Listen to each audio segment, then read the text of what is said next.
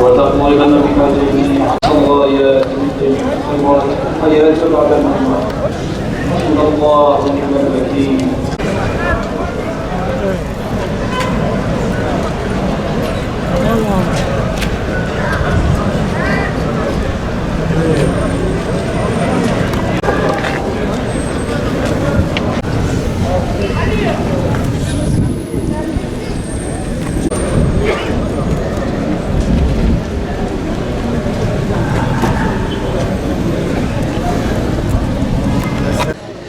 İdeal Eğitim Vakfı dünya çapında bir resim karikatür yarışması düzenledi.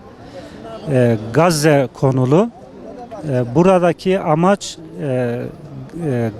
Gazze hakkında bir duyarlılık, bir farkındalık oluşturmak ve Gazze ile ilgili sanatçıların o duygularını ortak olmak, onların gözüyle görebilmek,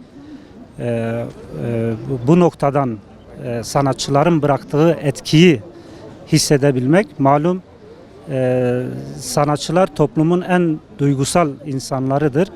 Onların duyguları çok kıymetlidir.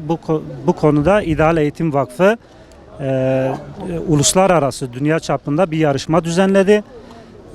Yarışmaya 49 ülkeden katılım oldu. 210 sanatçı eser gönderdi ve toplamda 530 tane eser içerisinden biz ancak 60 tanesini seçip sergileyebildik. Alanımız 530 tanesi için alanımız dar.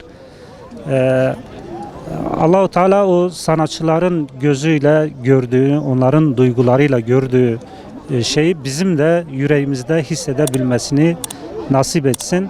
Allah razı olsun.